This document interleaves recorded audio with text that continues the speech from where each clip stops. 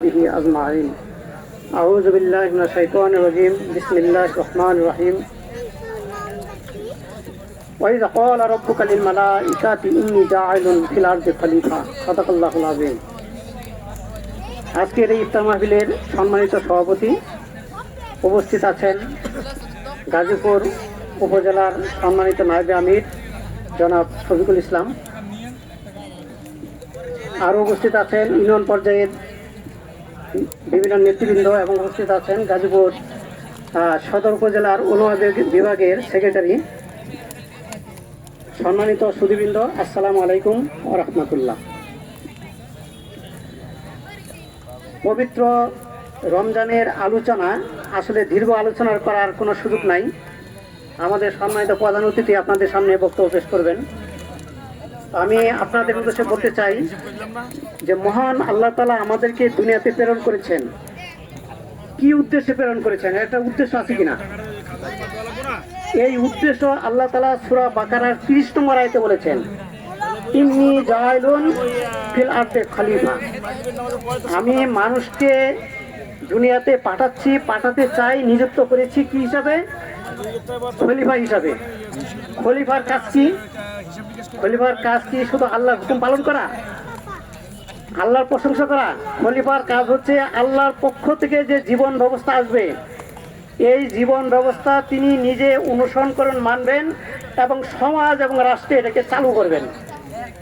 সমাজ এবং রাষ্ট্রে আল্লাহর বিধান অনুযায়ী সমাজ এবং রাষ্ট্র পরিচালনা করবেন। এটা কার কাজ? খলিফার কাজ। আমরা কি খলিফা হতে চাই? কি বলেন? আচ্ছা, আমরা যদি খলিফা হতে চাই তাহলে এই খেলাফতের যে দায়িত্ব, এই দায়িত্ব আমাদের পালন করতে হবে। খেলাফতের দায়িত্ব পালন করতে হলে আমাদের দুইটা জিনিসের প্রয়োজন। কি প্রয়োজন? একটা নির্ভুল জীবন ব্যবস্থার প্রয়োজন, 2 নম্বর হচ্ছে সুস্পষ্ট জীবন ব্যবস্থার প্রয়োজন। আমরা যে খেলাফত কায়েম করবো এই জমিনে, আল্লাহর বিধান অনুযায়ী যে আমরা সমাজের সকল স্তর পরিচালনা করব, তাহলে একটা নির্ভুল জ্ঞানের দরকার আছে না? সে নির্ভুল জ্ঞানের নাম কি? মহাগ্রন্থ আল কোরআন। এই মাহে রমজানের যে উপহার, এই উপহারই হচ্ছে আল্লাহর এই জমিনে খেলাফতের দায়িত্ব পালন করার জন্য প্রথম যে প্রয়োজন নির্ভুল জ্ঞান। এই নির্ভুল জ্ঞান আল্লাহ তাআলা এই মাসে অবতীর্ণ করেছেন। শুধু নির্ভুল জ্ঞান না, এটা সুস্পষ্ট জ্ঞান। আল্লাহ কি বলছেন? শাহরু রমাদানুল্লাযী উনজিলা ফীহিল কুরআন হুদাল লিন-নাস ওয়া বাইয়িনাতিন মিনাল হুদা ওয়াল ফুরকান। আল্লাহ বলছেন এটা হলো জীবন যাপনের পদ্ধতি, বিধান, সংবিধান এবং হচ্ছে সত্য মিথ্যা এবং হচ্ছে সুস্পষ্ট নির্দেশাবলী। তো আমরা যদি এই খেলাফতের দায়িত্ব পালন করতে চাই তাহলে আমাদেরকে কি দরকার? আমাদের এই নির্ভুল জ্ঞানের দরকার, সুস্পষ্ট বিধান দরকার, আইন দরকার। সেই আইন আল্লাহ তাআলা এই মাহে রমজানে আমাদেরকে দান করেছেন এই কোরআন নাযিলের মাধ্যমে। আরেকটা জিনিসের প্রয়োজন, সেটা হলো তাকওয়া। এই তাকওয়ার গুণাবলী যদি অর্জিত না হয়, একদল মুত্তাকি লোক যদি তৈরি না হয়, তাহলে কি সমাজে কি ইসলাম প্রতিষ্ঠা করা যাবে? খেলাফত প্রতিষ্ঠা করা যাবে? এই জন্য আল্লাহ তাআলা এই পবিত্র রমজানে এই দুইটা জিনিস আমাদের উপহার দিলেন। একটা হচ্ছে মহাগ্রন্থ আল কোরআন, একটা হচ্ছে আপনার তাকওয়া সৃষ্টি করার যে গুণাবলী, সেই গুণাবলী। তো আমরা এই খেলাফতের দায়িত্ব পালন করতে হলে আমাদেরকে আল্লাহ তাআলা যে মহাগ্রন্থ আল কোরআন দান করলেন, এই কোরআনের প্রতি আমাদের কি আচরণ করতে হবে? আল্লাহ বলছেন, যালিকাল কিতাবু লা রাইবা ফীহি হুদাল লিল মুত্তাকিন। এই কোরআনকে জীবন ব্যবস্থা হিসাবে, হেদায়েতের গ্রন্থ হিসেবে, সংবিধান হিসাবে আমাদের গ্রহণ করতে হবে। যারা কোরআনকে সংবিধান হিসাবে, জীবন ব্যবস্থা হিসাবে গ্রহণ করবে তাদের নাম কি? মুত্তাকি। যারা কোরআনকে সংবিধান হিসাবে, জীবন ব্যবস্থা হিসেবে গ্রহণ করবে না, তারা কি মুত্তাকি হতে পারবে? তাহলে মুত্তাকি হতে হলে আমাদের প্রথম কাজটা কি? এই কোরআনকে জীবন ব্যবস্থা হিসেবে, সংবিধান হিসাবে আমাদেরকে মানতে হবে। এখন কোরআনকে আমরা কি হিসেবে মানছি? আমরা কোরআনকে গ্রহণ করেছি এটা মুখস্থ না বুঝে মুখস্থ করার কিতাব হিসাবে।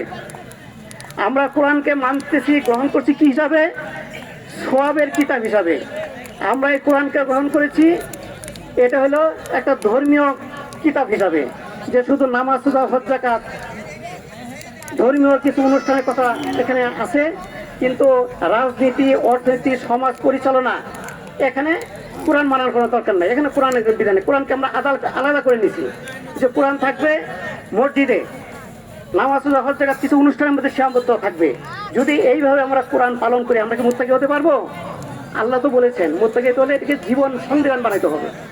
তো যদি আমরা এই কোরআনকে পরিপূর্ণভাবে পালন না করি, সংবিধান না বানাই, তাহলে আল্লাহ তাআলার ঘোষণা কি? আল্লাহর ঘোষণা হচ্ছে যে দুনিয়ার জীবনে তোমাদের জন্য অশান্তি আসবে, আর আখিরাতে তোমাদেরকে কঠিন শাস্তি দেওয়া হবে। আল্লাহ বলছেন আফা তুমিনুনা বিবাদিল কিতাবে তাকফুরুনা বিবাদ, তোমরা কি কিতাবের কিছু অংশ মানবে, কিছু অস্বীকার করবে? যদি তোমরা এরকম করো, তাহলে দুনিয়ার জীবনের জন্য তোমাদের অশান্তি আসবে, লাঞ্ছনা গঞ্জনা আসবে, আখিরাতে কঠিন আযাবে নিক্ষিপ্ত করা হবে। সেদিন আল্লাহ রাসূল সাল্লাল্লাহু আলাইহি ওয়াসাল্লাম কিয়ামতের মাঠে আমাদের জন্য সুপারিশ করবেন না। তিনি বলবেন ইয়া রাসূল ওয়া ক্বালা রাসূল ইয়া রাব্বি ইন্না কওমি ইত্তাখিযু হাযাল কুরআনা মাহজুরা, হে আমার রব, আমার এই কওমের লোকেরা এই কোরআনকে জীবন ব্যবস্থা হিসেবে গ্রহণ করে নাই। তারা কিছু অংশ মেনেছে, কিছু আমল করেছে, কিছু করে নাই, সুবিধাবাদী। যদি আমরা ইসলামের বাইরে কোনো কিছু আমল করি, কোরআনের বাইরে যদি কোনো আইন হুকুম আমরা বিধান পালন করি, তাহলে আল্লাহ তাআলা কি এটা গ্রহণ করবেন? ওমাইয়াবতাগি গায়রাল ইসলামে দীনান ফালা ইয়াকবালু মিনহু ওয়া হুয়া ফিল আখিরাতি হুমুল খাসিরুন। আল্লাহ বলতেছেন যে ইসলামের বাইরে, কোরআনের বাইরে তোমরা যে আইন কানুন মানবে, এটা আল্লাহ তাআলা কবুল করবেন না। আমি আপনাদের কাছে আহ্বান জানাবো যে আসেন আমরা এই রমজান মাস হলো তাকওয়া অর্জনের মাস, আর তাকওয়া অর্জনের সিলেবাসের নাম হচ্ছে আল কোরআন।